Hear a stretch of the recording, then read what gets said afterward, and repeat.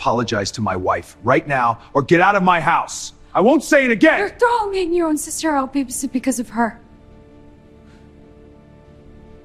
Apologize to my wife or get out of my house, the billionaire shouted at his sister and brother-in-law. My beautiful family, I love you all so much. If you're new here, welcome. I truly believe you'll soon become a part of this amazing family. If you're wondering what makes this community special, just take a look at the comments. You'll see the love, kindness, and support we share. Now, let's start today's story with love. The trailer arrived at 10 minutes past noon, and Joe Brady would remember afterward that his first thought was not about his sister at all. It was about the sound. A rented trailer has a rattle that money never makes.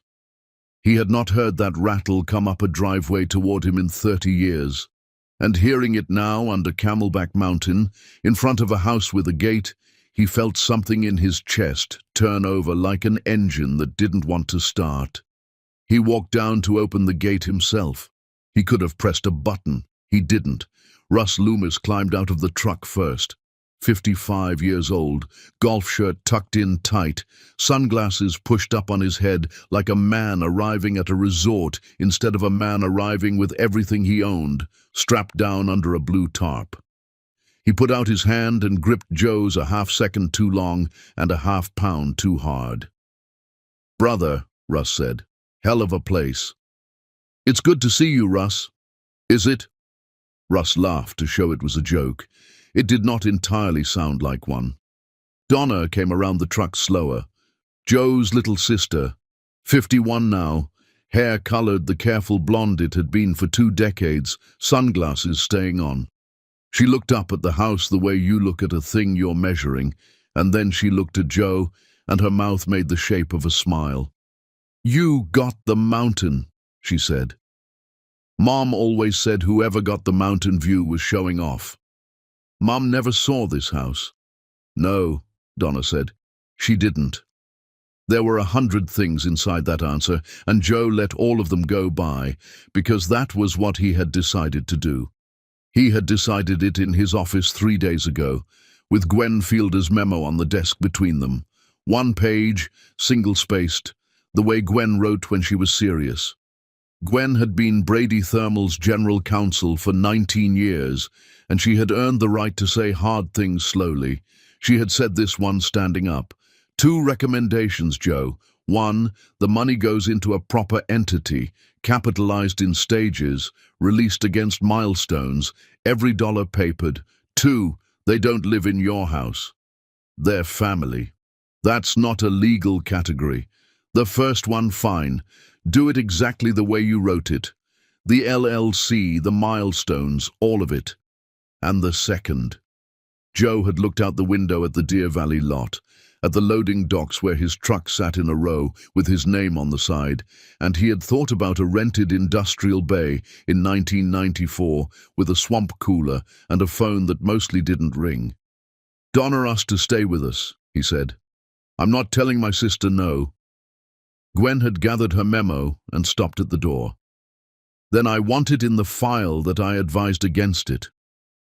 Put it in the file. So it was in the file, and the trailer was in the driveway, and Joe Brady, who trusted paper more than promises everywhere in his life except one place, stood in that one place now and opened his home. The money had moved the day before, and it had moved the way Gwen built things to move. A new company for Russ, real articles filed with the state, a business account, a first tranche in and receipted, the rest waiting on milestones like stepping stones across a river. Joe had signed it with a strange relief. Whatever happened now, there was a record. He didn't examine why that thought comforted him. He would later. For months afterward, he would examine almost nothing else. Sadie inside? Donna asked. She's been cooking since 7. Of course she has, Donna said, and it could have been gratitude, and Joe told himself it was. Sadie Petine Brady heard the trailer from the kitchen and did not go out to meet it right away. She stood at the stove with a wooden spoon in her hand and gave herself 10 full seconds, which was an old trick from a hard life. 10 seconds to feel a thing all the way through so it didn't leak out later at a worse time. She had married Joe Brady 29 years ago in a courthouse with 11 people watching, and Donna Loomis had been one of the 11, and Sadie had never once forgotten the look on Donna's face that day. Not anger. Nothing so honest as anger. It was the look of a woman doing math. Sadie was 54 years old. She had grown up in South Phoenix, in a house where the electricity was a monthly negotiation, and she had met Joe when he was nothing, which was the entire point of everything that came after. She had done the books for Brady Thermal Systems at a folding table in a Sunny Slope rental for 8 years before the company could afford an accountant, before it could afford anything, back when a lost invoice meant no groceries. The folding table stood in their kitchen still, in a house with a dining room that could seat 16. Joe had carried it into every home they'd owned with his own hands. Movers were never allowed to touch it. The 10 seconds ended.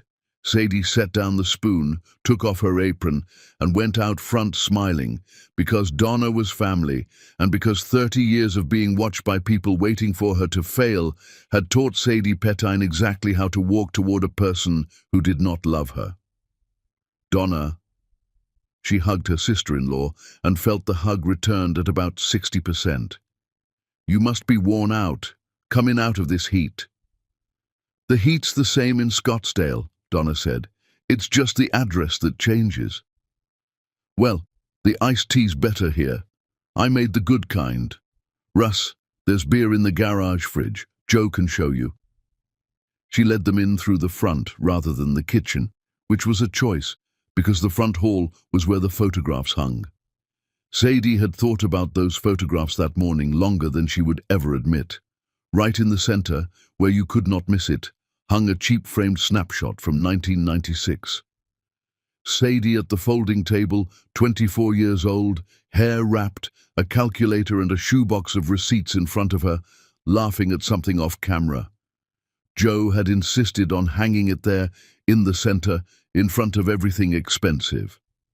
Donna's eyes went across the photographs and stopped on that one. She looked at it a long moment.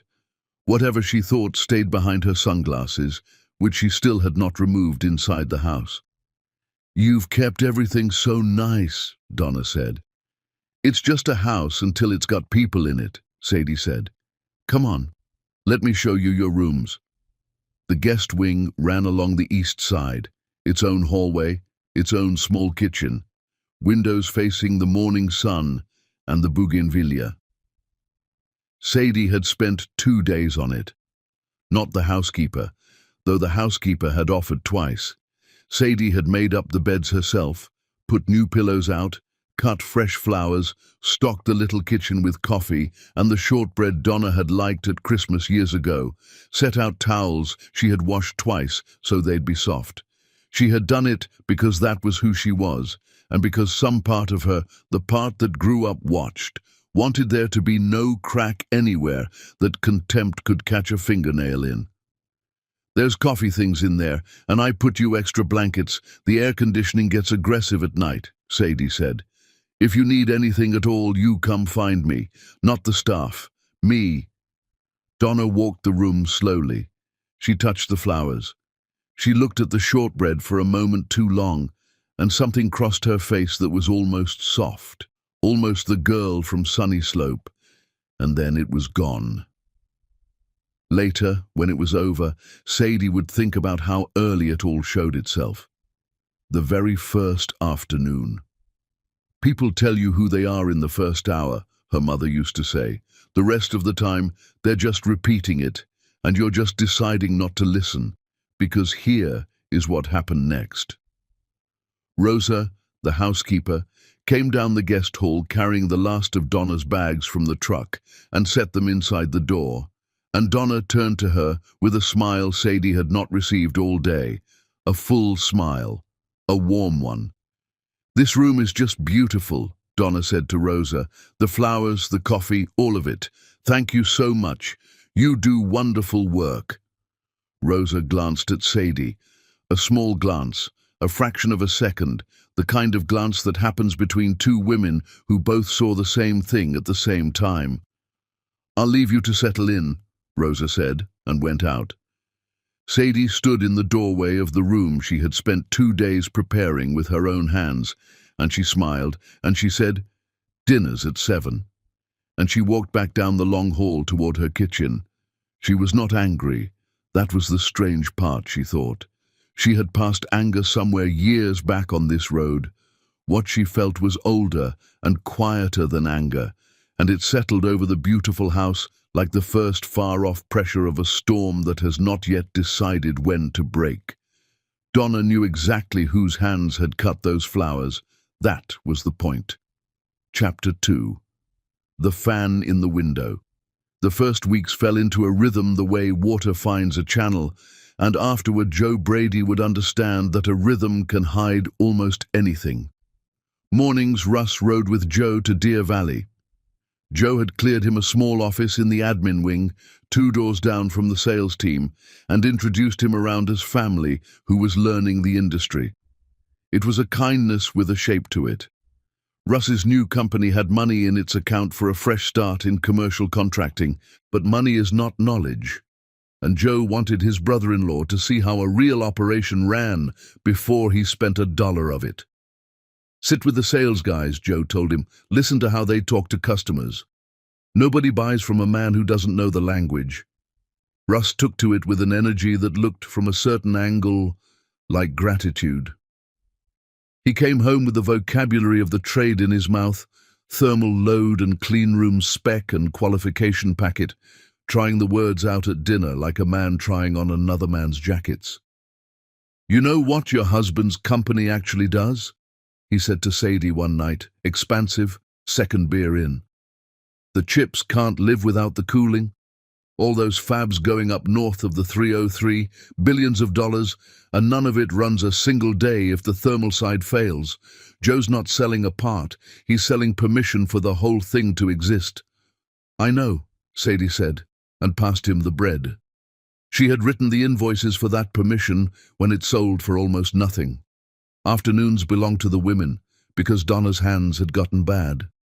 It was the reason the doctor's appointments existed, and one of the reasons the move had made sense out loud. A rheumatologist in Scottsdale, who was supposed to be the best in the valley, and Sadie drove her there every Tuesday because Donna's grip couldn't be trusted on a steering wheel in traffic. It was on the 3rd of those Tuesdays that Sadie saw the person Donna might have been. They were coming back down Lincoln Drive with the mountain on their right, and the appointment had gone badly. A new medication with a long list of maybes, and Donna sat with her hands in her lap, like 2 small animals she was minding. "You know what I keep thinking about?" Donna said. It wasn't a question, and she wasn't looking at Sadie. "That window fan, Sunny Slope.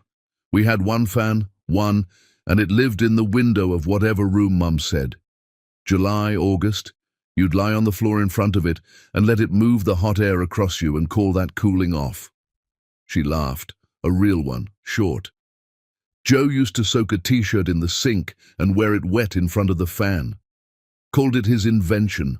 11 years old, wet t-shirt, standing there like an idiot with his arms out." Sadie smiled at the road. "He never told me that." "He wouldn't. He tells the parts of Sunny Slope that fit the speech. Poor kid, rented bay, look at him now." Donna's voice didn't turn bitter exactly. It turned precise. "But I was in that house too. Same fan, same floor. And I want you to understand something, Sadie, because I don't think anybody's ever said it to you plain. Joe got out because he's brilliant, fine. But he also got out because he was a boy, and it was the 80s, and Mom put every spare dime behind him like a bet. I got a graduation dress and good luck." The light at Tatum went red. Sadie brought the car to a stop and let the silence sit there, because it was the truthful kind and deserved room. "That was wrong," Sadie said finally. "What your mother did with those dimes. It was wrong." Donna looked over at her then, surprised, And for a moment, one clean, unguarded moment, the sunglasses might as well have been off. Two women in a car, both of whom had learned early that the world was not going to hand them anything. "Well," Donna said. The light changed. The moment folded itself away. "It's ancient history. Everybody's fine now. Look at us, being driven around Paradise Valley." "You are being driven around Paradise Valley by me," Sadie thought. "And I grew up with the electricity as a monthly question. And if you wanted an ally in the mathematics of unfairness, you could not have found a better one on this earth." She thought it, and she almost said it. And later she would wonder what would have been different if she had. Instead, she said, "I made short ribs for tonight." "Russ will be thrilled," Donna said, and put the smile back on, the 60% one, and the ride finished in comfortable lies. At the house, Donna went to rest, and Sadie stood in her kitchen with her palms flat on the counter for a moment. The strange truth was that the drive had made things worse, not better. It is one thing to be disliked by a stranger. It is another to glimpse the wound underneath the dislike and understand that you have been chosen to stand in for everyone who ever caused it. Joe's luck, Joe's mother, Joe's money. Donna could not present a bill to a dead woman or to a brother she needed, but a wife from South Phoenix who had ended up with the mountain view. There was an address grievance could be mailed to. Sadie took the short ribs out and got to work, because work was the oldest answer she had. Dinner that night ran long and easy, and that was the trouble with the bad thing when it finally showed itself. It arrived inside a good evening, wearing a joke. Joe had come home loose and happy. The quarter was strong. A fab client up the 303 corridor was expanding their order, and he had opened wine, telling the story of the early days for Russ's benefit, the swamp cooler bay, the phone that never rang, the winter they almost lost it all.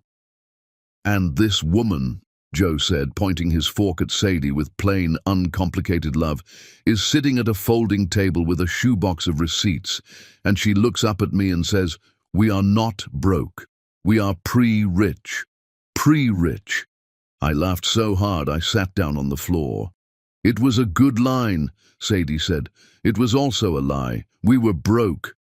"We were so broke," Joe agreed happily, and the table laughed, all four of them, and the candles did what candles do, and for a moment they looked exactly like a family.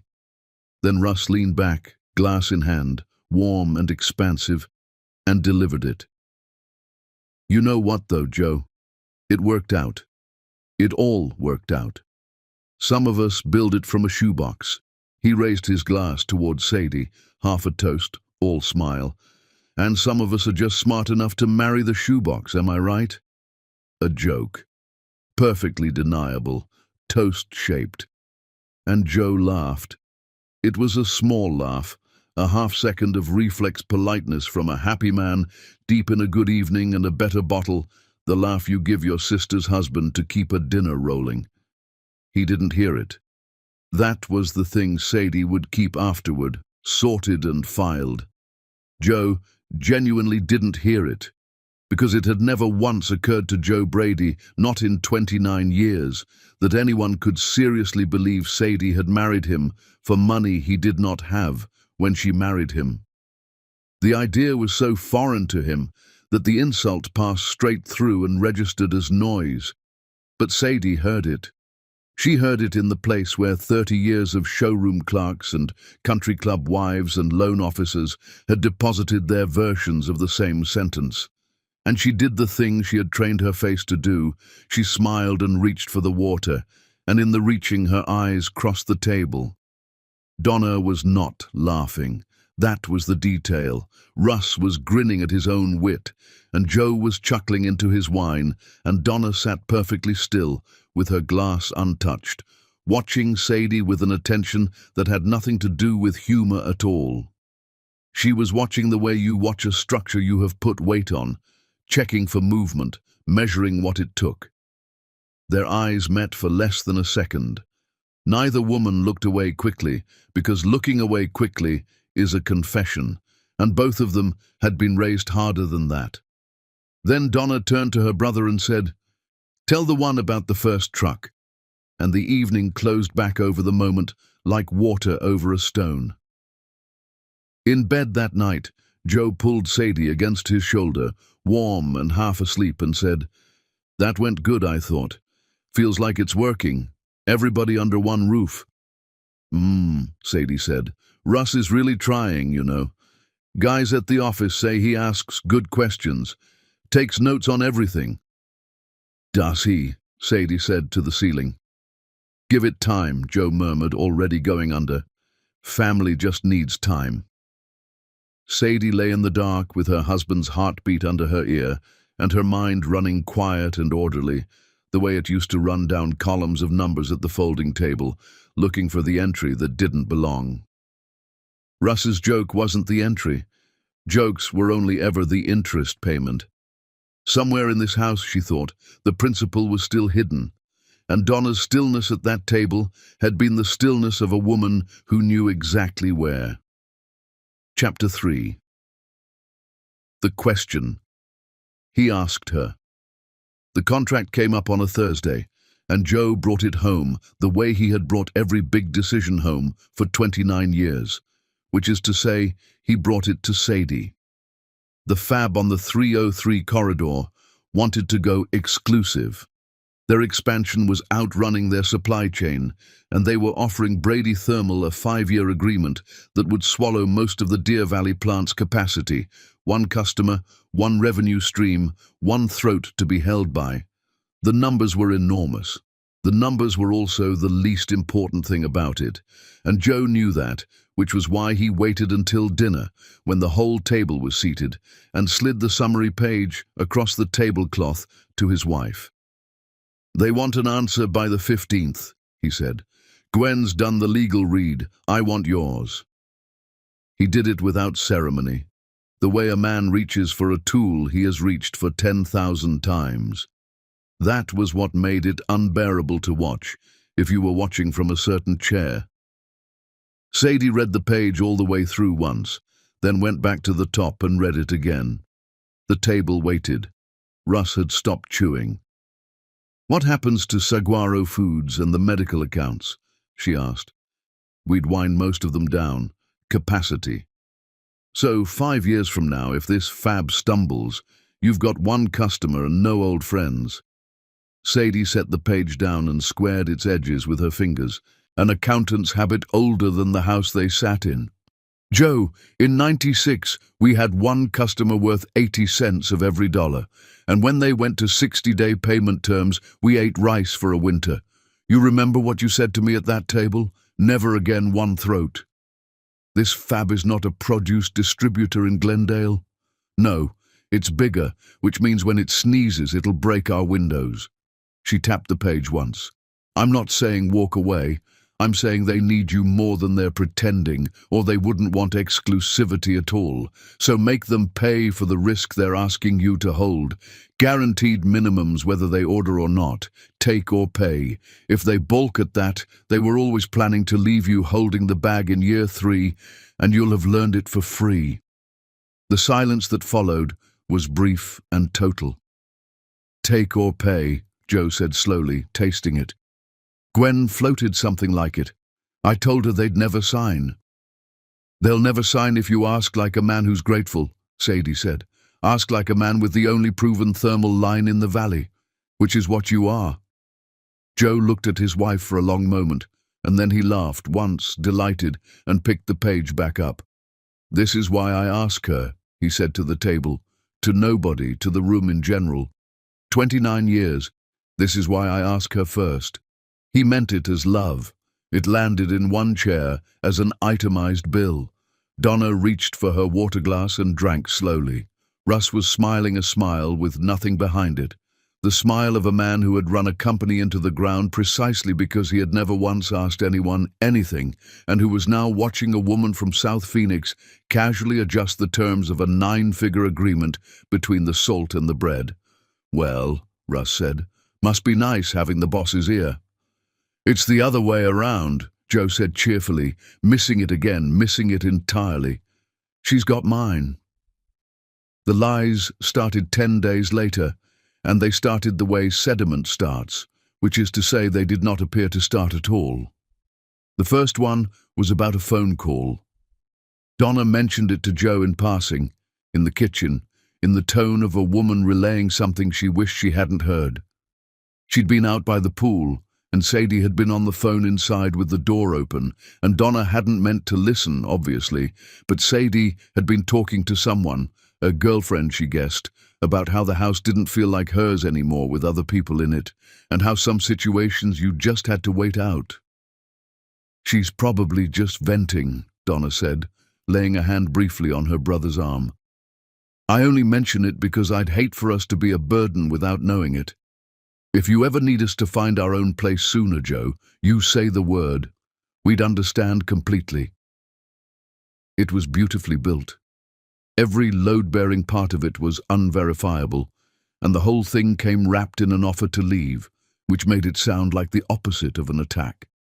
Joe took it the way she'd engineered him to take it, with a flush of guilt on Sadie's behalf and a redoubled warmth toward his sister. Nobody's a burden, he said. Sadie's glad you're here. We both are. Of course, Donna said. Of course she is. The second one was about a vendor. Russ carried that one, mentioning at breakfast that one of the sales guys, he wouldn't say which, had told him a supplier rep felt disrespected after some event at the house. Something Sadie had said about the catering. He honestly didn't have details. He just figured Joe would want to know if the company's name was getting around. Joe frowned into his coffee and said he'd look into it, and then didn't, because the quarter was heavy and the fab negotiation was live, and a rumor without a name attached is smoke without an address. But here is what neither of the Loomises understood about the woman they were building their sediment around. Sadie Pettin had spent 8 years finding the entry that didn't belong. It was not a metaphor for her. It was a trained reflex, and it worked on conversations exactly the way it worked on ledgers. She caught the phone call story within a day, because Joe, guileless as ever, made a gentle joke that night about her wanting the house to herself. And Sadie ran the week backward in her head and found no such call, because there had been no such call. She said nothing to Joe. She looked at what the lie was engineered to do, which was different from what it said. It said, Sadie is unhappy. It was engineered to make Joe apologize for his wife, quietly, in his own heart, without ever checking. The vendor story she caught even faster because she had personally hired the caterer for that event, a woman from her own church whose food Sadie would defend in open court, and no rep from any supplier had said one word to anyone except thank you. 2 entries that didn't belong. 2 in 10 days, both flowing the same direction. She stood at her bathroom mirror that night, cream in her hands, and had the argument with herself that every strong woman in her family had been having in mirrors for 3 generations. Say it. Walk into that bedroom and tell your husband his sister is lying about you in your own house with strategy and patience. And then what? Said the older voice, the mother's voice, the South Phoenix voice. You have no paper. It's your word against a grieving sister with bad hands, and even if he believes you, and he would believe you, you've made him choose between his blood and his wife over 2 stories that weigh nothing on a scale. You'll win the argument and lose the ground. They want you to swing early. Angry is what they need you to be. It's the only version of you that loses. Her mother had said it plainest years ago, folding laundry, baby, never testify before you have exhibits. So Sadie put the cream away and went to bed beside her husband and said nothing, and this was not weakness, whatever it looked like from outside. It was the discipline of a woman who had been underestimated her entire life and had learned to treat being underestimated as a line of credit. Let them think the sediment was settling. Sediment could be dated, sediment could be traced, and when the time came, sediment hardened into stone, and stone made excellent exhibits. She started a small notebook that week, plain spiral, kept in her recipe drawer where no one else ever looked. Dates, exact words, who was present. She wrote the way she used to write in the shoebox years, small and neat and complete. If she was wrong about all of it, the notebook would someday embarrass her, privately, and she could live with that. She was not wrong. Because across the city that same Friday, in a bank branch on Bell Road, the first milestone tranche of Loomis Commercial Interiors, LLC, capitalized by wire from Joseph M. Brady, and receipted in a file that Gwen Fielder kept with her customary care, recorded its first significant outgoing transfer. It was not to a flooring supplier. It was not to a leasing agent, an insurer, an equipment house, or any of the 17 categories of vendor a startup contractor spends money on. It was to a title agency in North Phoenix, referencing an escrow number marked earnest money. The wire cleared at 2:14 in the afternoon. No one who loved Russ Loomis knew it had happened, but it was paper now. And paper, as every builder and every bookkeeper in that house understood in their different ways, does not forget, does not soften, and does not care even a little bit who laughs at dinner. Chapter 4, 41 Days. To understand what Russ Loomis did, you have to understand what he believed, and what Russ Loomis believed in the deepest room of himself was that he had never actually failed at anything. Circumstances had failed him, lenders had failed him, timing, partners, the city of Scottsdale, the entire commercial flooring market of the greater Phoenix area had failed him, one after another, in a sequence so unbroken that a weaker man might have noticed the common element. So when Joe's money landed in the account of Loomis Commercial Interiors LLC, Russ did not experience it as a second chance. He experienced it as restitution. And restitution, unlike charity, does not come with instructions. The land had found him before the money did. That was how he'd tell it later, to himself, in the versions where it wasn't his fault. A guy from his old golf group, Denny, now calling himself a land consultant, had been working the corridor north of the 303 for 2 years, and the story Denny told was true, which was the dangerous part. The story was all around them. The fabs were coming, the fabs were here, billions of dollars pouring into the desert, and every parcel of dirt within sight of that corridor had doubled and doubled again, while ordinary men watched from their trucks. Warehouse pads, supplier sites, workforce housing. The whole northern edge of the city was being repriced, and the men doing the repricing were not smarter than Russ Loomis. He had met them. They wore the same golf shirts. The play Denny brought him was the oldest one in a boom, a 22-acre parcel off the corridor, owner aging and motivated, purchase contract at a below-market number, 90-day close. You put down the earnest money, non-refundable after the inspection period, and you never intended to close at all. You assigned the contract, sold your position to one of the big boys assembling ground for the supplier parks, and walked off with the markup. Denny had 2 buyers, he said, practically pre-committed, in and out in 60 days. Double your money, maybe better. This is what Joe actually did, you know, Denny said over lunch, and it was the sentence that closed the sale. You think cooling units made that house? Timing made that house? Being early made that house? You're early right now, Russ. First time in your life, you're the early guy. The wire went out on a Friday afternoon, $260,000 of Joe Brady's milestone tranche. Earnest money on dirt Russ had walked exactly once. And for 11 days, Russ Loomis was magnificent. He was expansive at dinner. He was generous with waiters. He told Donna only that things were moving, and Donna, who could read her husband the way sailors read weather, asked no questions and began quietly hating Sadie a little more, because hope needs somewhere to put its fear. On the 12th day, the fab up the corridor announced a construction phasing delay. It was a paragraph in a trade publication, 60 words, the kind of routine scheduling news that giant projects shed constantly.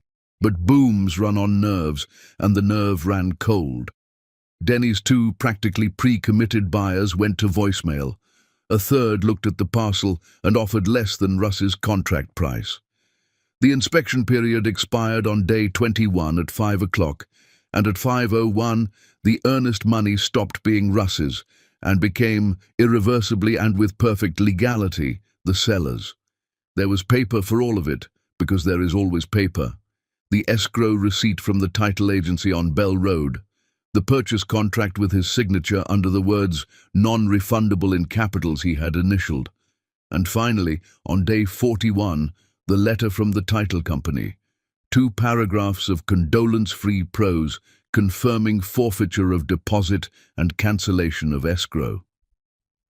Russ read the letter standing in the Deer Valley parking lot, then folded it into quarters and put it in his glove box under the registration, which is where men like Russ keep the things that have not happened yet, as far as anyone else knows. Here is the arithmetic he now lived inside. The first tranche was gone, all but a sliver. The second tranche released only against milestones, and Gwen Fielder's milestones were not decorative. Signed lease for commercial space, contractor licensing filed. Receipts. A progress meeting was already on the calendar, 6 weeks out, at which Russ Loomis would sit across from a lawyer with 19 years of practice, reading men exactly like him, and account for money that was currently the property of a stranger in North Phoenix. He could tell Joe. That thought did visit him, usually around 2 in the morning, and he examined it the way you examine a ledge. Tell Joe, absorb the disappointment, let the big patient hand come down on his shoulder one more time, and then be, permanently and officially, the man who lost it twice. The flooring company, and now this. There would be no third tranche and no third chance, and worse than that, infinitely worse, there would be the dinner table. Sadie's face at the dinner table saying nothing, needing to say nothing. The shoebox woman watching the golf shirt man confirm every quiet thing she'd ever concluded about him. No, not that. Anything ahead of that. So Russ did what he had come to the office every day to do, technically, which was learn the industry, except now he learned it the way a man reads a building he is planning to be inside of after hours, and the industry, it turned out, had been teaching him things for weeks. He had sat with the sales team through 4 customer qualifications. He knew what a packet contained because helpful, patient men had walked him through it on the shared drive, proud of their work, showing family, thermal performance data, tolerance specifications, integration drawings showing exactly how Brady units married into a fab's water and power, the accumulated answers to 28 years of engineering questions, the reasons a customer chose Brady over the 2 competitors who had been trying and failing to reverse engineer that reliability for a decade. Joe called it the recipe. He said it at sales meetings, cheerful and iron underneath. We never ship the recipe, gentlemen. We ship the meal. And Russ had heard something else too, out in the land deal world, in the bars where the corridor money drank. Denny again, lowering his voice, months back, before any of this was necessary information. There's a guy, Denny had said, buys market intelligence, supply chain stuff, spec stuff, pays serious money, no questions in either direction. Foreign outfit behind him, everybody figures, but the checks are domestic. At the time, Russ had snorted into his beer. Corporate espionage. Denny, seriously, it had been a story about other people. He told himself in the beginning that he was only thinking about it the way you think about anything. A man can inventory a room without stealing from it. He stayed late because the office was quiet and the house was full of Sadie, and if he happened to spend those evenings reading qualification packets more carefully than any flooring man needed to, that was called being thorough. He was grieving a land deal. He was under pressure. The folder was just open. At the house, meanwhile, he performed. That was the part Russ was genuinely good at, the part that had kept the flooring company alive 2 years past its true death. At dinner, he was bright and full of plans, quoting square footage rates, praising Gwen's milestone structure as smart discipline, telling Joe the licensing paperwork was nearly ready. Joe believed him because Joe wanted to. Sadie watched him refill his wineglass twice as often as the month before and wrote the date in her spiral notebook. And Donna, across the table, laughed at her husband's jokes 1 beat late every time, like a woman clapping for a high-wire act she could see the fraying rope on.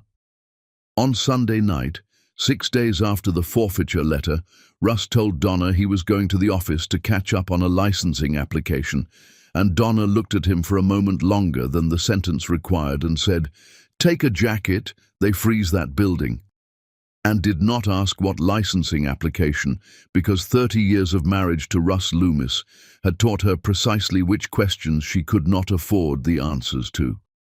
The Deer Valley building at night was a different country, motion lights ticking on ahead of him down the admin corridor, the servers breathing behind their door, the framed photo in the lobby of Joe and Sadie cutting a ribbon in 1999 with hair they no longer had. Russ badged through the admin wing door, sat down in his courtesy office 2 doors from the sales team, and opened the shared drive, and this time he did not tell himself he was learning. He was there a long while. What he copied, and where he copied it to, and what he planned to do about Denny's guy, all of that would come out later, in its proper order, on paper, the way everything in this story comes out. For now, only this. The badge reader on the admin wing door was a small grey box that no one ever looked at twice, and it did not know Russ Loomis was family, and it did not know he was desperate, and it did not care what he told his wife. It knew one thing, and it wrote that one thing into a log no human being would read for weeks, alongside thousands of other entries, patient as sediment. Loomis, R. Admin, Wing East, Sunday, 11:47 p.m. Nobody was looking at the logs yet, but the logs were looking at him. Chapter 5. Signal and Noise. The lie that changed everything was small, and it died against a Tuesday. Donna chose her moment with care, the way she chose everything now. Joe had come home late from Deer Valley, the take-or-pay negotiation grinding into its final week, and he was alone in the kitchen making a sandwich at 9 at night when his sister drifted in, wrapped in a cardigan, hands cradled against her chest the way she carried them on the bad days. "Don't tell her I said anything," Donna began, which was how the sediment always began. "It's nothing. It's genuinely nothing." "Say it anyway. The infusion Tuesday, the new medication, the 4-hour one." She looked at the floor, embarrassed on someone's behalf. "I asked Sadie weeks ago if she'd sit with me for it. First one's supposed to be the hard one. They want someone there. And Tuesday morning, she told me something came up. She had her hair appointment. She couldn't be bothered to move it." Donna raised a hand quickly. Her words, not mine. Couldn't be bothered. "And Joe, it's fine. Rosa drove me. I'm a big girl. I only bring it up because you keep saying she's glad we're here, and I'd rather you knew the temperature of your own house." It was her best work. It had the medical detail, the reluctant delivery, the direct quote. It had everything except the one thing Donna could not have known it needed, which was a different Tuesday. Because on Tuesday, Sadie Pettine Brady had been standing next to her husband in the 3rd-floor conference room at Brady Thermal from 9 in the morning until nearly 6 at night. It was the day the Fab's lawyers flew in. Joe had asked her to come, half superstition and half strategy, the woman who invented take or pay at his dinner table, sitting quietly at the end of the table while it got signed. There was a photograph. The sales VP had insisted, the whole team around the signature page, Sadie at Joe's right shoulder, everyone's watches visible, the conference room clock on the wall behind them reading 4:52. Joe stood at the counter with his sandwich half-built and felt the floor of the conversation drop away beneath him. He did not say, "That's impossible. She was with me." Later, he would examine why he didn't say it, and the honest answer was instinct, the same instinct that had kept him alive through 3 recessions. When a number doesn't reconcile, You do not announce it to the room. You go find out why quietly, because whoever misstated it will never misstate it again in front of you once they know you're checking. So Joe Brady put mustard on bread and said, "I'll talk to her," in the voice of a disappointed husband, and carried his plate to his office and sat down in the dark with his heart going hard. One lie meant a mistake maybe, a garbled day, a medication fog, an old woman's confusion. Except Donna was 51 and sharp as a tack, and the lie had a direct quote in it, and a quote is not a fog. A quote is authored. And if that one was authored, what about the phone call by the pool? What about the vendor and the caterer? Joe took out the yellow legal pad he still thought better on than any screen, and at the top he wrote the word he had used his whole life for this exact feeling, the feeling of a clean-looking ledger with a wrong smell. Reconcile. He called Gwen Fielder at 6:40 the next morning because Gwen was awake at 6:40 or she was dead. "I want two things, and I want them done without a ripple," Joe said. "First, the Loomis funding agreement gives us inspection rights on the LLC's books, quarterly statements. Exercise them now, early, routine tone, part of the milestone review. I want to see every dollar in and out." "You'll have it." Second thing, Russ has a badge and a login, and he is not an employee. If a contractor had that profile, what would you do? There was a silence with a smile in it somewhere. "I'd have IT pull his complete access footprint, badge history, drive activity, the data loss reports. It's standard third-party review. It's so boring nobody will look up from their desk." "How boring can you make it?" "Joe," Gwen said, "I have been waiting to be asked." He did not tell her about Donna. Not yet. The money and the lie might be two separate weather systems, and a careful man does not merge storms before the radar does.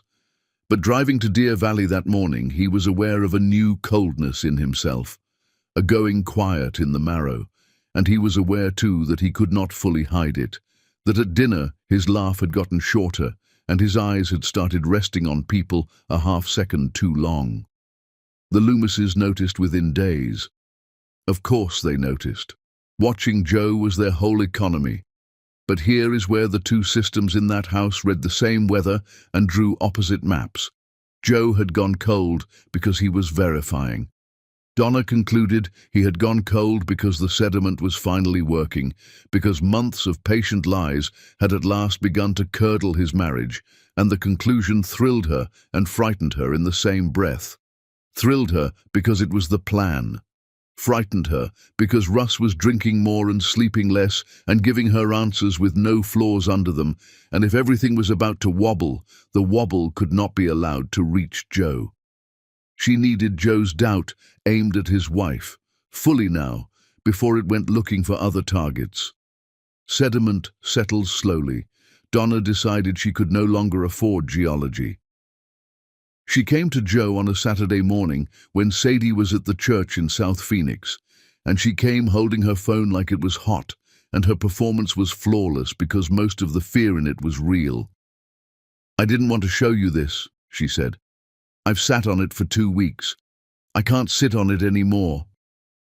They were screenshots, text messages, grey and blue bubbles, Sadie's name and number at the top of the screen, a thread of them spread across 3 images. The Sadie in those bubbles was a stranger wearing his wife's contact card, cold and vicious in a way that made his stomach turn even as his mind stood apart from it. "You and that broke husband of yours have a shelf life in this house," one read. "Joe does what I tell him. He just doesn't know it." And the worst one, the one built out of Donna's actual wound by someone who knew exactly where the wound was. Everything his mother did for him, I undid for you. Think about that during your next infusion. "She sent these to me," Donna whispered. "Over the last month. I kept deleting them and they kept coming. Joe, I didn't want to believe it either." Joe Brady looked at the screenshots for a long time. Everything in his gut said no. 29 years of that woman's hands and voice and grammar said no. said Sadie had never in her life typed the phrase shelf life, said the cruelty was shaped wrong, fitted to Donna's injuries like a key cut for one lock. But his gut had been wrong about something in this house for months that was now established, and the screenshots sat there on the glass with their grey and blue authority, and a screen, unlike a gut, could be examined. "Forward them to me," Joe said quietly. "All of them. Right now, while I'm standing here." "Joe, I don't want to make trouble, You brought it to me, Donna, so it's mine now. Forward them." She did, and if her thumb hesitated over the button, it was only a moment, because she believed the screenshots would survive her brother's grief. She had built them carefully. They looked perfect. She did not understand, because she had never built anything that had to bear weight, that Joe Brady had spent 40 years living by a single flat law, and the law was this: everything that looks perfect gets tested, and the test is always paper. Gwen's report came 4 days later. She brought it in person to the house at 7 in the morning in a plain manila folder, and she did not sit down. "2 findings," Gwen said. "You'll want to be standing too." "Say it." "The LLC is empty, Joe. 260,000 went out in one wire, day 11, to a title agency on Bell Road, marked earnest money. The escrow was cancelled and the deposit forfeited 6 weeks ago. There is no flooring company. There never was." She set the folder on the kitchen table, and the folding table took the weight the way it had taken every weight for 30 years. "Second finding. The access review came back last night. Joe, I need you to not make a sound when you read it, because they are asleep 40 feet from where we're standing." Joe opened the folder. He did not make a sound, but his hand, flat on that old table, went slowly white at the knuckles. And outside the kitchen window, the sky over Camelback was turning the color of iron, the way it does in the desert when the season is about to change. Chapter 6. No questions in either direction. What the folder said, in the flat dialect of an IT access review, was this: over 19 evenings across 6 weeks, badge credentials issued to Loomis, R had entered the admin wing after hours 14 times, twice on Sundays. The data loss monitoring showed that from his courtesy login, 41 files had been copied from the sales shared drive to a personal cloud storage account.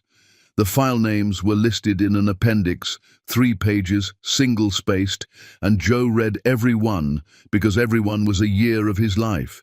Thermal performance histories, tolerance specifications, integration drawings for 4 fab customers, including the newest and largest. The recipe. 28 years of answers, sitting in a stranger's cloud under the account name of a man asleep in Joe's guest wing with a belly full of Joe's food. Joe closed the folder. In the window over the sink, the iron-colored sky had begun to move. "Options," he said. "Civil, we file under the Defend Trade Secrets Act today and ask a federal judge for an ex parte seizure order. It's dramatic and it's fast." Gwen paused.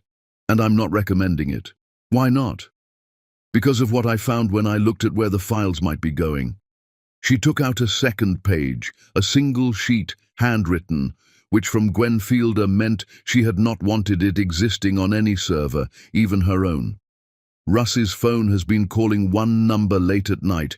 It took me 2 days and a favor to put a name near that number, and the name is a man who brokers what he calls market intelligence to buyers nobody ever meets. Joe, when my favor heard the broker's name, my favor stopped talking to me. That happens for exactly one reason. Somebody with a federal budget is already standing on that man's shadow." Meaning if we sue Russ on Thursday, we spook a broker that other people have spent years getting close to. And meaning this stopped being a family problem when those files left the building. I can't advise you as a counsel of one company anymore. This goes to the Bureau, and it goes today, before your brother-in-law does something that can't be walked back, even by people who love him. The Phoenix field office of the FBI sits on North 7th Street in Deer Valley, a quiet fortress of tan concrete 15 minutes from Joe's own loading docks, and Joe had driven past it for years the way you drive past a hospital, glad it existed, planning never to need it. That afternoon he sat in a windowless room inside it, with Gwen beside him and the folder on the table, and across from them sat a broad, unhurried man of about 50 named Ray Duncan, who listened to the whole story without writing anything down, which Joe understood was itself a kind of message. Duncan already had somewhere to file it. When Joe finished, Duncan was quiet for a moment. "I'm going to tell you something I need you to hold like it's made of glass," Duncan said. "The man your brother-in-law has been calling, we've been on him for a long time. He's not the buyer. He's the doorway, and behind the doorway is a procurement network we want whole, not in pieces. Every seller who's walked through that doorway so far has been a stranger to us until it was too late to watch the walk. Your situation is different. For the first time, we know about the seller before the sale." He let that sit. "Mr. Brady, I'm asking you not to close the door. You're asking me to let him sell my life's work. I'm asking you to let him hand a copy to us in a controlled transaction with the network's fingerprints all over the receiving end. Your files never reach a competitor. What reaches the network is what we decide reaches it. What reaches a grand jury is everything." Duncan leaned forward. "Or you fire him tomorrow, sue him Thursday, and he gets probation and a story about a land deal gone bad, and the doorway closes, and next year the seller is some engineer at some other company, some other family, and we're strangers to that one until it's done. You've built things for 40 years. I'm asking you to help me finish building this." Joe looked at Gwen. Gwen looked back with the stillness she saved for moments when the advice was obvious and terrible. "Conditions," Duncan said, before Joe could answer, because Duncan had done this before. "The hard one first. Nobody in your household knows. Nobody. The targets live in your house. They watch your face across a table every night, and they are family, which means they can read you better than any surveillance subject I've ever run. Your behavior cannot change. If you can't carry that, tell me now, and we'll take the pieces instead of the whole." "How long?" "Weeks, not months. The broker moves fast once a seller's committed." And there it was, the shape of the next season of Joe Brady's life. Dinner with a thief, coffee with a forger. And then Joe heard himself ask the question he had been carrying up 7th Street the whole drive, the one under all the others. "My sister," he said. "The screenshots. Is she in the theft too, or is she just—" He searched for a word and hated all of them. Freelancing, being cruel on her own account. Duncan didn't soften it, which Joe respected even as it landed. "I don't know yet. The forgery tells me she wants your wife out of your ear. That could be a woman protecting her meal ticket, or it could be a woman with a stake in the transaction. Money leaves tracks that feelings don't." He gathered the folder. "That's what the paper will tell us, Mr. Brady. It's always what the paper tells us." They built the machinery that week, quietly, in a conference room at an outside law firm downtown, so that no meeting ever showed on Brady Thermal's own calendars. The 41 files would be swapped in place for versions prepared by people who did this for a living, close enough to sing, altered enough to be worthless and traceable. The badge system would keep logging. The milestone review would be gently slow-walked, so Gwen's inquiry never forced Russ's panic early. Everything would look exactly as it looked. That was the whole job now, everyone agreed. Looking exactly as it looked, except. There was one door in the house that Duncan's condition did not have to cover, and Joe knew it. And this is the part of the story where Joe Brady, honest man, made his mistake, and made it out of the best material mistakes are made from. He could have told Sadie, not the family, Sadie. He could have taken his wife to the far end of the yard, past every wall and window, and given her the whole iron weight of it, and she would have carried it flawlessly, because she had been carrying weight flawlessly since before he met her, and some part of Joe knew that. Duncan had said nobody in the household, and Duncan meant it, but Duncan would never have known, and marriages have kept harder secrets from better investigators. Joe talked himself out of it in a single evening, and every argument he used sounded like love. She's already under their microscope, he told himself. They watch her harder than they watch me. If she knows, she has to perform for weeks at her own table against people who hate her, and one flicker of her eyes at the wrong moment burns a federal case and puts God knows what kind of people's attention on this house. I can carry it alone. That's what I'm for. I carried the payroll years alone. I carried the recession alone. I can carry this, and when it's over she'll understand, because she always understands. He never once asked himself the only question that mattered, which was what his silence would cost her while he carried it. He priced the risk to the case. He never priced the risk to the woman. His mother's dimes, Donna would have said. He was raised to think his weight was the only real weight in the room.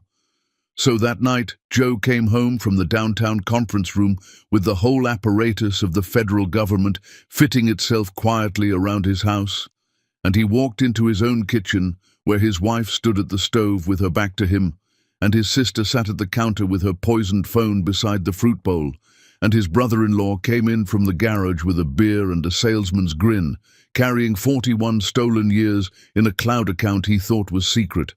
"Smells incredible," Joe said, and kissed Sadie's temple, and felt her go very slightly still under the kiss, because his voice was wrong, and no federal training in the world could hide a wrong voice from a woman with 29 years of the right one in her ear. "Sit," she said. "It's ready." 4 places. Candles lit. The folding table bearing its folder of secrets in the study down the hall. Joe Brady sat down to dinner with a thief on his left, a forger on his right, and across the table, watching him with quiet, ledger-reading eyes, the one person he was allowed to lie to only by permission he had never asked for. He picked up his fork.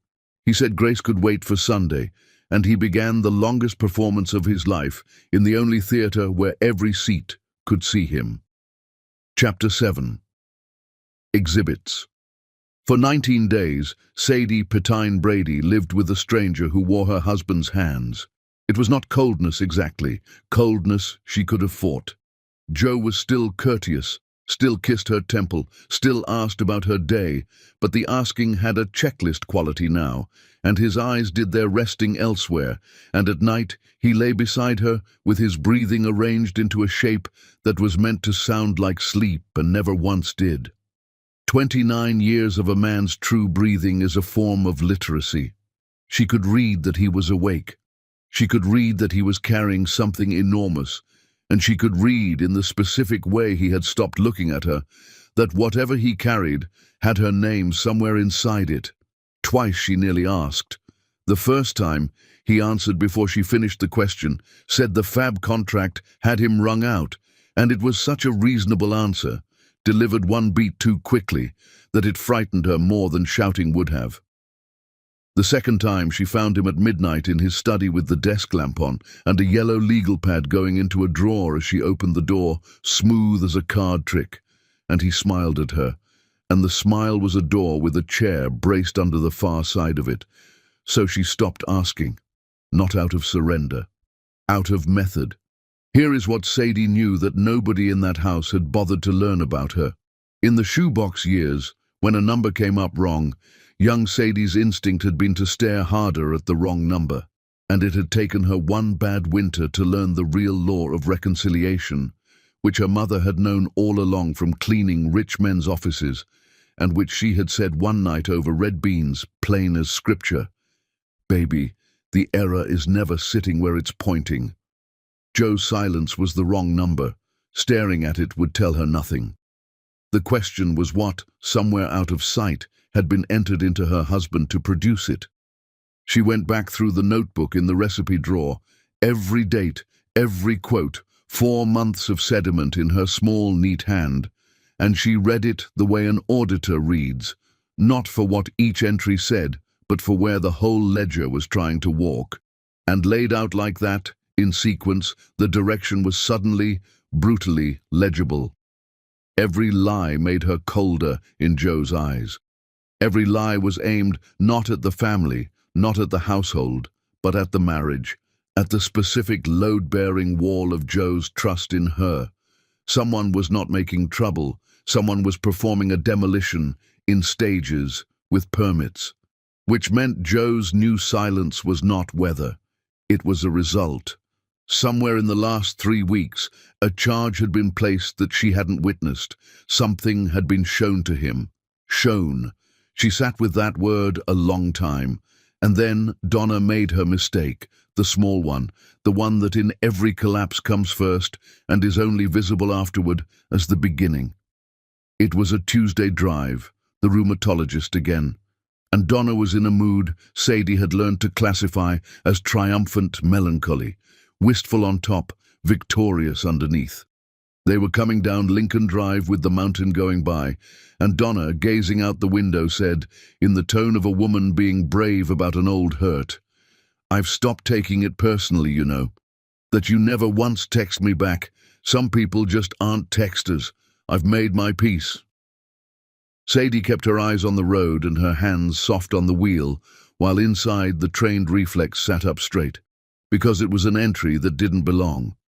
Sadie did not text Donna, had never texted Donna, not once in the 4 months since the trailer, because Donna had never given her the number, had in fact deflected the one time Sadie offered hers back in week 2, saying she was hopeless with phones, her hands. There was no thread between them to answer or ignore. Never once text me back was a sentence about a correspondence that did not exist, unless somewhere, for someone's eyes, it did. "I'll try to do better," Sadie said mildly, and Donna smiled out the window at the mountain, satisfied, a woman who had checked the wound and found it holding, never suspecting she had just handed the auditor the account number. Sadie sat up alone that night at the folding table and worked the problem the way she had worked payroll in the bad winters, methodically, at the seams. Assumed texts exist that carry her name. She had not sent them. So they were manufactured, and there were only so many ways. Someone could invent images of a conversation, and any teenager on the internet could tell you those were 10 minutes' work. Whatever the method, the product was pictures. And here was the beautiful, load-bearing fact that Sadie Petine had known since her South Phoenix childhood, when the electricity was a monthly negotiation and every utility dispute was a war fought with documentation. The picture is not the record. The carrier is the record. Every message that truly leaves a phone leaves a line in the account, date, time, destination number, itemized like a ledger, because the carrier bills by the truth even when everyone else is lying. And the account, the family account, 4 lines, auto-paid for 2 decades, was in the name of Sadie P. Brady.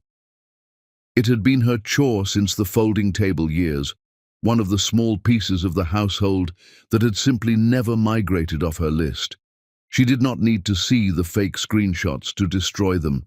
She only needed the true record of her own line, complete, official, covering every day since the trailer came up the driveway, showing every message her number had actually sent. If her name was on manufactured texts to anyone, the record would show the truth. Nothing to that number, not few, none. A perfect, unbroken, notarizable silence. Against a photograph of bubbles on glass, she would hold the carrier's own certified ledger. Exhibits, baby. Never testify before you have them. The next morning, she went in person to the carrier store on Camelback Road, and then, when the young man explained that certified detail records had to come from the corporate side, She spent 2 hours on the phone in her parked car with the account services department, patient as stone, and requested itemized usage detail for her line, full period, official copies, mailed. Yes, she understood there might be a fee. Yes, she would hold. Then she opened the notebook and built the second half of the file, the half that answered any specific claim any picture might ever make. Where Sadie Pettine Brady actually was, hour by hour, documented by other people's paper. And this was where 30 years of being the woman who showed up became suddenly a fortress. She was the recording secretary of the Women's Auxiliary at her church in South Phoenix, and had been for 11 years, and the auxiliary met Tuesday and Thursday evenings, and the sign-in sheet was a binder in the church office with her signature on line 1 going back a decade, because the secretary signs first. Font drives for the school. The Tuesday rheumatology runs themselves, logged in the doctor's own visitor system. Her days were countersigned by half of Phoenix. Let any bubble on any screen claim she was typing venom at 10 on a Thursday. 20 women and a binder would answer. She copied nothing at home. She kept the growing file at her sister Cheryl's house in South Phoenix, in the same bedroom closet where they'd hidden their diaries as girls, because Sadie no longer assumed any drawer in Paradise Valley was hers alone. Cheryl asked no questions. She only looked at the folder, and then at her sister's face, and said what she had been saying since they were 9 and 11, and the world was already teaching them its arithmetic. Whatever it is, you'll outpaper them. You always do. Then she made tea, and they didn't speak of it again, which is its own kind of speech between sisters. And she told no one the last reason, the one she only admitted to herself in the car outside Cheryl's, both hands on the wheel, engine off, evening coming down over South Mountain. She did not yet know whose side her husband was on. If Joe had been shown the poison and believed it, then he was lost to her in a way the file could cure, and she would cure it, coldly if she had to, exhibit by exhibit. But if Joe had been shown the poison and not believed it, then his silence meant something else entirely, something with a shape she couldn't see yet, and she would not risk walking her evidence into the middle of whatever that was. Either way, the answer was the same. Finish the file, wait for the record, trust nothing that cannot be certified. At breakfast on the 20th day, Donna set down her coffee and reached across the counter to lay one bad hand over Sadie's, tender as a nurse. "How are you holding up, honey?" Donna said. "I see it, you know, even if no one says anything. Joe's been so distant with you lately." And Sadie looked up from her coffee into the eyes of the woman demolishing her marriage and gave her one flat inch of the truth, and not a grain more. "He has," Sadie said. "Let them think it was working.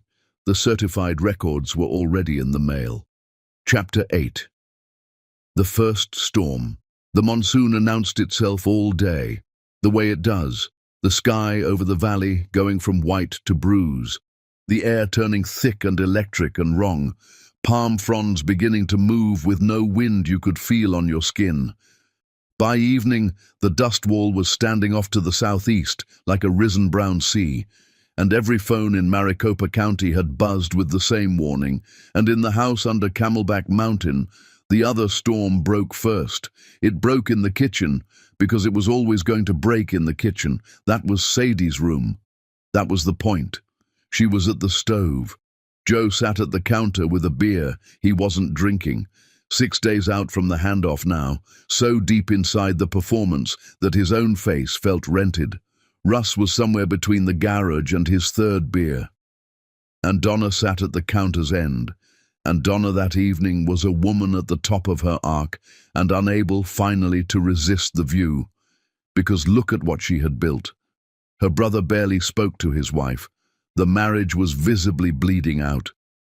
Russ had told her the money trouble was almost over, some deal about to land, and she had chosen not to ask, and the not asking had made her generous with wine tonight.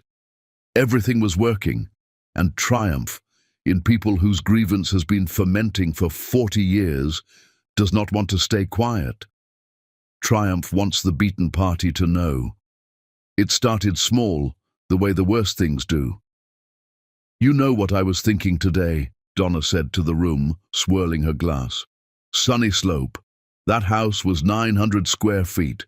And honest to God, Joe, some nights I think we were happier in it than anyone's ever been in this one." "Long time ago," Joe said into his beer. "I'm just saying, money can't buy the thing this house doesn't have. You can feel it at dinner lately, can't you? Everyone can feel it." She turned then, unhurried, and aimed herself at Sadie's back. "You must feel it most of all, honey." Sadie kept stirring. "Feel what, Donna?" "Oh, sweetheart, don't make me say it." A sip, the voice going tender, the way a blade goes through tenderloin. "He barely looks at you anymore. My brother. I've watched him love you like a fool for 30 years, and now he sits in that study every night rather than sit with you, and you're standing at that stove like cooking's going to fix it." The tenderness dropped away, and what was underneath came up plain, and it was 40 years old, and it had Sunny Slope dust on it. "Men wake up eventually, Sadie, even the good ones, even the fools. They wake up one morning and they finally do the math on what a thing cost against what it's worth, and there's not a meal in the world that changes the arithmetic. You've always been good at books. You do the math." The kitchen went silent except for the pot, and here is what that silence contained, though only one person in the room knew all of it. It contained Joe Brady, 6 days from the handoff, with a federal condition wrapped around his throat and Duncan's voice in his ear. Your behavior cannot change, sitting 8 feet from his wife while his sister told her to her face that her marriage was dead. Every cell in him was standing up.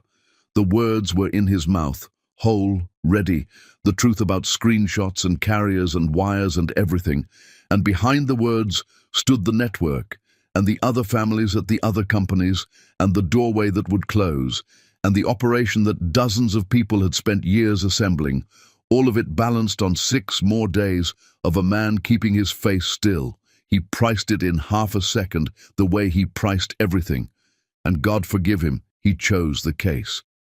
"Donna," Joe said, "that's enough." Flat, mild, the voice of a man breaking up a squabble over a remote control. That was all. That was everything he let himself spend. Sadie turned around. She looked first at Donna, and there was nothing in her face for Donna at all, because Donna was only weather. Then she looked at her husband, and she waited. 1 second, 2, 3. 29 years of marriage were in the room, and she gave them a full 5 seconds, an eternity, an open door the width of the world, and any word through it would have held her, any word with her name in it. And Joe Brady sat holding the federal government of the United States in his clenched jaw and said nothing at all. "Okay," Sadie said. She turned off the burner. She moved the pot neatly to the cold side, because 30 years of habit does not stop for heartbreak. She untied her apron and folded it over the oven rail, and she walked past her husband close enough to touch, and did not, and went up the stairs without one raised word. And that gentleness was the loudest thing that had ever happened in that house. She packed one suitcase, not the good luggage, the old soft-sided one from the Sunny Slope rental years that lived in the back of her closet because she had never let it be thrown away, and if you want to know a woman, know which suitcase she reaches for when her heart is breaking. Clothes for a week. The spiral notebook from the recipe drawer, retrieved on her way through the kitchen, while all 3 of them sat frozen in the dining room, pretending not to track her movements. Her Bible. Nothing that had been bought after 1997. Joe met her at the front door because his legs took him there without permission. "Sadie," her name came out cracked. "Don't. Please. It's not. This isn't." And the sentence hit the wall of everything he wasn't allowed to say and died there, and she watched it die. And something in her eyes closed with a terrible administrative finality, like a ledger at year-end. "I'll be at Cheryl's," she said. I'd say you know the number, but I'm not sure what you know anymore, Joe. I'm not sure what's been shown to you or what you've decided to believe. I know something's been shown. I'm not a fool, whatever your family thinks the word costs. She looked at him one more moment, and her voice, which had not shaken yet, shook exactly once. 29 years, and when it mattered you went quiet on me. Whatever your reason is, I hope to God it's enormous. She drove out into the front edge of the storm, the dust coming across the valley in a wall the color of dried blood, hazard lights blinking in a river of them down the 51, the radio saying pull over, and Sadie Pettine Brady, who had driven through worse in vehicles this house's garage would be embarrassed by, drove on, hands soft on the wheel, south toward the old neighborhood, where the electricity had been a negotiation and the love had not. Joe stood in the doorway, getting hit by the first fat drops, and let her taillights go. Behind him in the dining room, nobody moved for a long moment. Then Russ exhaled and reached for the wine, muttering something about tempers, and Donna sat very still, with her glass in both bad hands, and on her face, if anyone had been watching, was not triumph after all but something more complicated, arriving too late. The look of a demolition contractor hearing, in the settling dust, a sound from inside the building. Then he walked back past the dining room without one word to either Loomis, took his keys, and drove downtown through the breaking storm to the offices of the outside firm, where the evening pre-operation briefing was waiting, because that was the appointment, and appointments were all he had left tonight. Duncan took one look at his face and cleared the room. "She left," Joe said. "My wife left me tonight, Duncan, because I sat there. You want to know if the behavior held? It held. Cost me my marriage in my own kitchen, but it held. So whatever you've got, it better be worth the house I just came from." Duncan was quiet a moment. Then he laid a thin folder on the table and slid it across, and his voice had the flatness that federal men reserve for the things that are past softening. "Financial forensics came back on the receiving side of the transaction," he said. "The broker's payment doesn't go to your brother-in-law, Mr. Brady. It goes to an entity, formed 9 weeks ago. We pulled the formation documents and the escrow instructions today." Joe opened the folder. An LLC, Nevada registered, a name made of nothing, and behind the name a single managing member, and the signature on the escrow instructions was small and careful and slightly stiff. The handwriting of a woman whose hands hurt, a handwriting Joe had known since it was learning cursive at a kitchen table in Sunnyslope with one fan going in the window. Not silence, not blindness, not a wife dragged along by a desperate husband. The banker. Donna had built the vault before the robbery. She had been the money the whole time. Joe Brady sat in the conference room high above the storm-hammered city, with the rain coming down the glass in sheets, in a marriage of one, holding his sister's signature in his 2 hands, and outside the monsoon did what it does over Phoenix in the first storm of the season, which is to make the whole valley look for a few violent hours like something that will need to be rebuilt in the morning. Chapter 9. What the paper told us. The buyer's man wanted current revisions. That was the detail that finished it, and it came, like everything else in this story, on paper. Duncan explained it to Joe in the downtown conference room 2 days after the storm, in the grey voice he used for operational facts. The broker's technical intermediary, the one who validated merchandise before money moved, had sent Russ his requirements, and requirement 3 was the trap nobody had to build. All qualification data current within 30 days, latest revision stamps, no archives. The stale copies sitting in Russ's personal cloud since spring were worthless to the transaction. To get paid, Russ Loomis would have to walk back into Brady Thermal and pull the files fresh. And the files that lived on that drive now, rev-stamped and perfect and humming quietly under federal supervision, were not Joe's recipe anymore. Engineers who did this work for the government had spent 3 weeks building versions close enough to sing and altered enough to be worthless, salted with markers fine as watermarks in currency. Whoever received those files would be holding a numbered bill from a tract stack forever.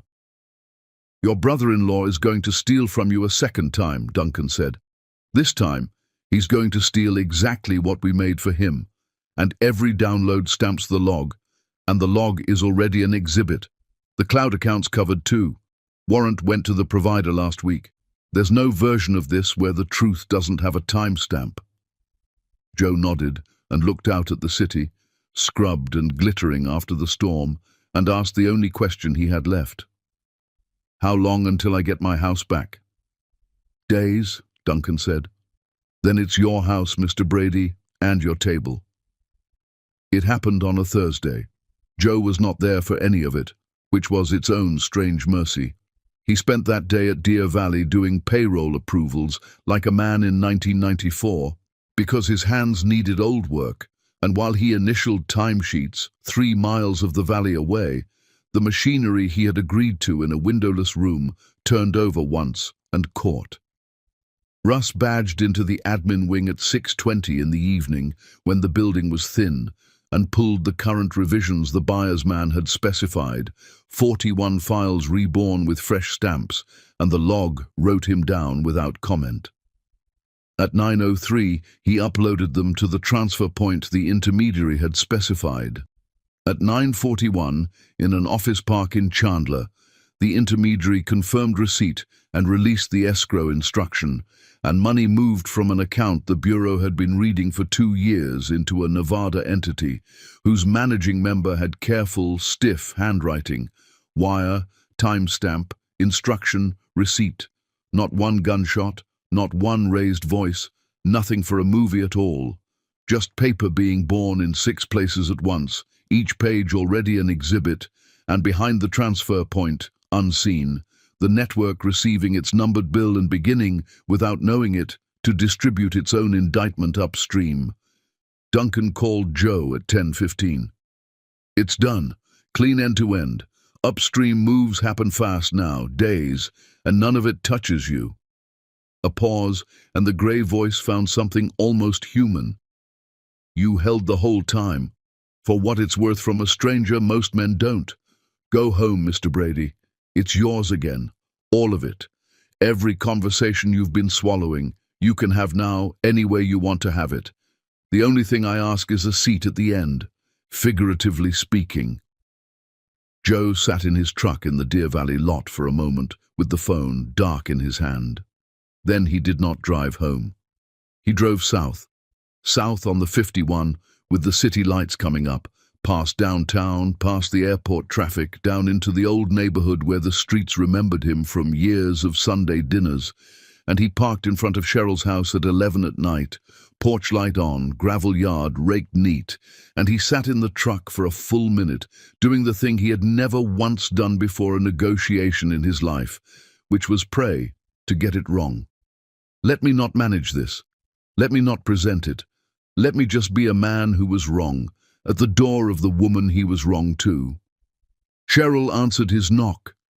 She looked at him a long, level moment, sister to sister-in-law's husband, 40 years of family in one look, and then she stepped back and said, "Kitchen," and went to bed, because Cheryl understood exactly what she was and was not needed for. Sadie sat at the kitchen table with tea going cold in front of her, and her file beside it in a plain folder. Because Sadie at 11 at night in a crisis was working. Of course she was working. She did not get up. Joe stood across the little kitchen with his hands empty, and everything he had rehearsed on the 51 fell out of him, and what was left was the truth. So he led, with the worst of it. "Before I tell you anything," Joe said, "I need you to know the order it happened in, because the order is the sin.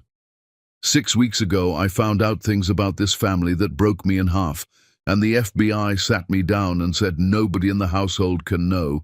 And Sadie, I decided that included you. Nobody made me. Duncan said household, and I could have taken you to the far end of the yard and told you everything, and you'd have carried it better than I did.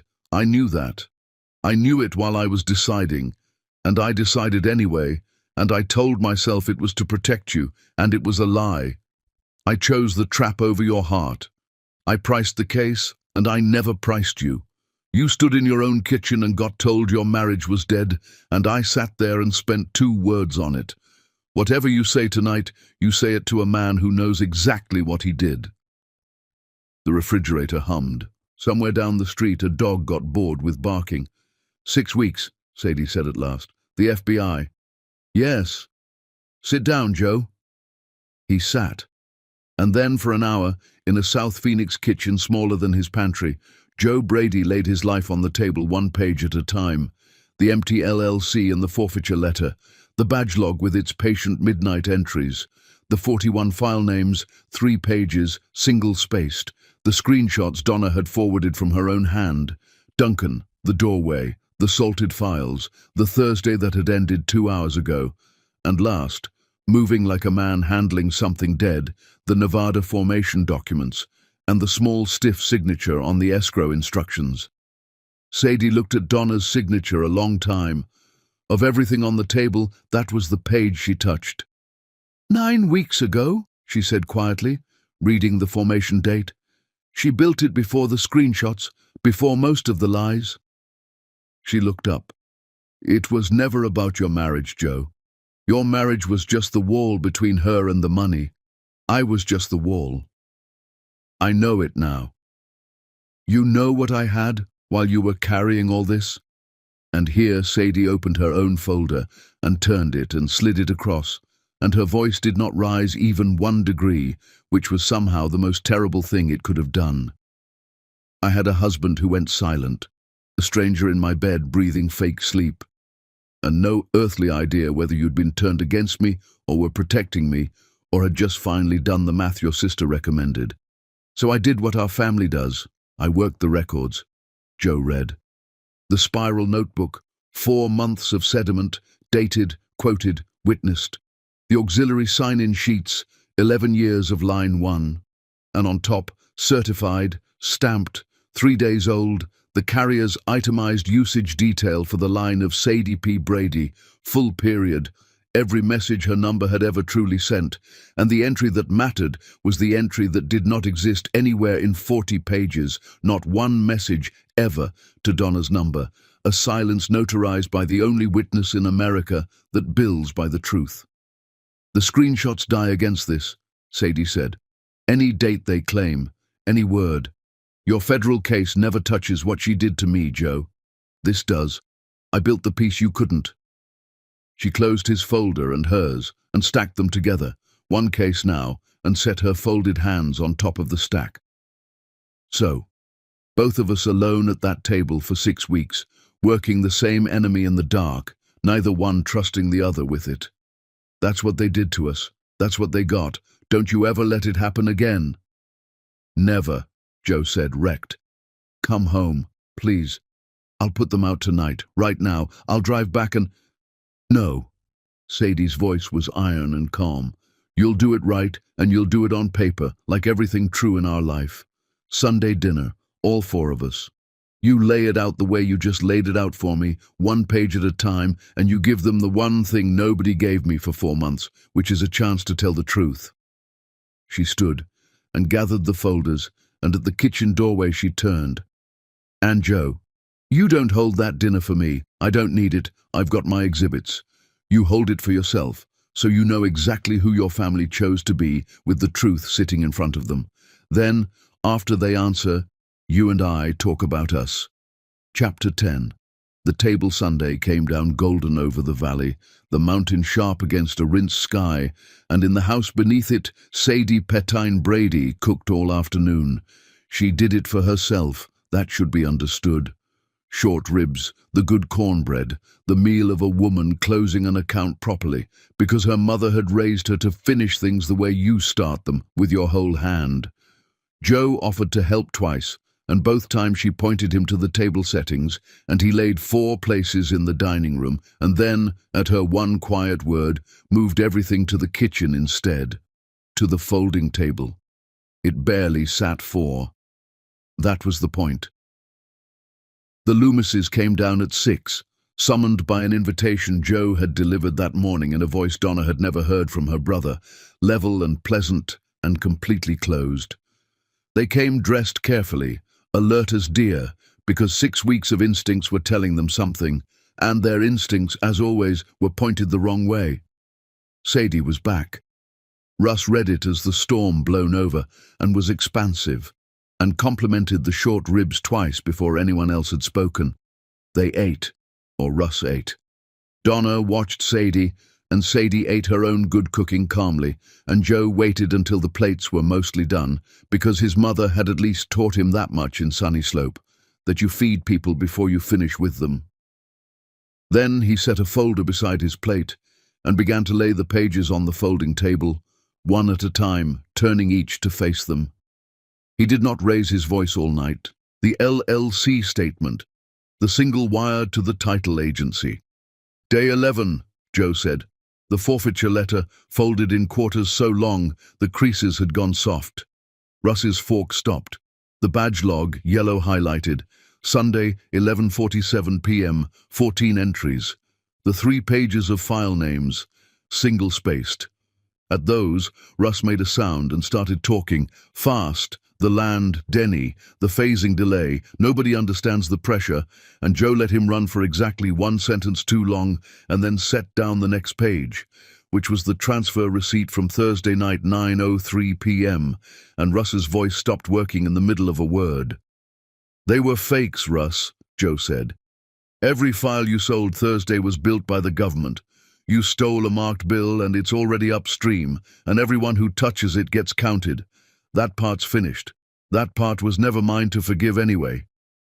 He looked at his sister. This part's mine. The Nevada formation documents, the escrow instructions, the small stiff signature.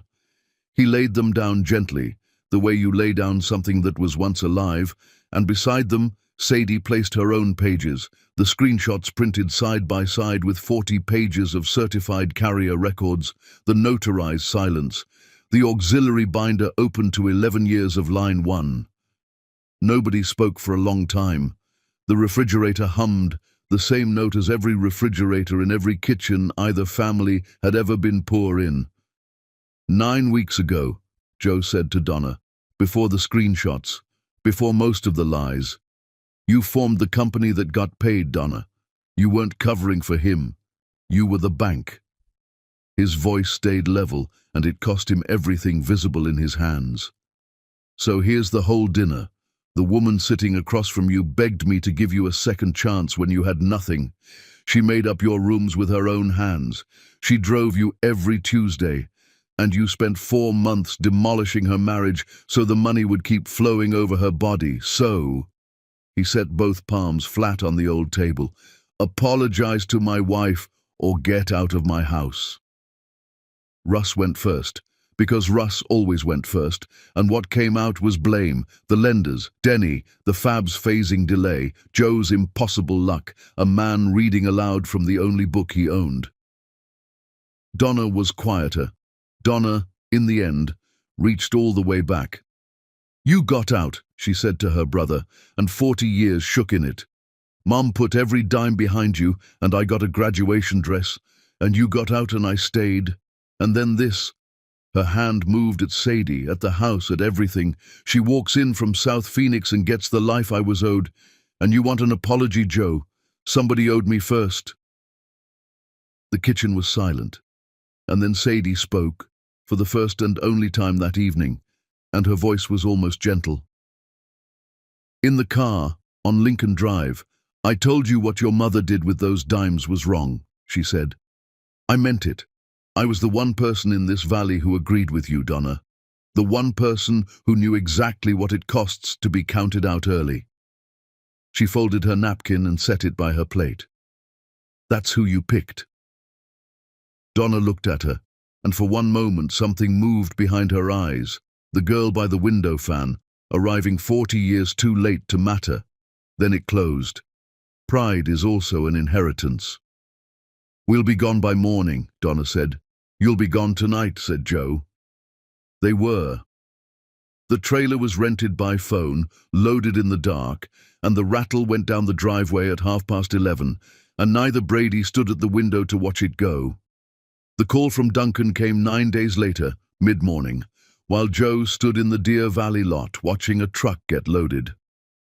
"Grand jury returned yesterday. Sealed for now, so keep it in the family." A dry pause. "Your family, I mean. The network came apart faster than we hoped. The marked files did their work. Your brother-in-law's lawyer is already calling about cooperation, which tells you what kind of hallway he's standing in. Your sister's entity is frozen." Duncan cleared his throat. "For the record, Mr. Brady, the strongest piece on the domestic side isn't ours. It's those carrier records. Tell your wife the Bureau said her paper was better than our paper." "She'll want that in writing," Joe said, and Duncan laughed once, and that was the end of the federal government at the folding table. There was no courtroom scene in their lives after that, no gallery, no gavel for them to hear. The system did its work the way the badge reader had, patiently, out of sight, on paper. That felt right to both of them. Some justice you attend. The better kind just arrives, like a certified letter. On a quiet evening in late August, with the monsoon grumbling far off over the Estrellas, Joe and Sadie ate dinner at the folding table because they had never moved back to the dining room and had stopped pretending they would. The guest wing sat dark down its hallway. Rosa had asked gently whether to close it up for good, and Sadie had said yes, and that was the only ceremony it got. Joe washed. Sadie dried. 29 years, soon 30. "I keep thinking about what it cost," Joe said. "Not the money. I can make money back. A business you can rebuild." He set the last plate in the rack. "There's no rebuild on what they did. Character's the one thing you can't refinance." Sadie hung the towel and laid her hand flat on the old table, on the wood that had held the shoebox, the payroll, the whole company once, and now held the whole truth. "Kindness was free, Joe. We gave it right, even to them. I'd give it again tomorrow. That's who we are. That's who we stay." She looked down the dark hallway once, without anger, closing the ledger. "But trust gets earned now, line by line, like everything else we ever built." Joe put his hand over hers on the table, and the house went quiet around them, the good kind of quiet, the kind that is not anyone's silence. Outside, far south over the desert, the storm turned and went elsewhere.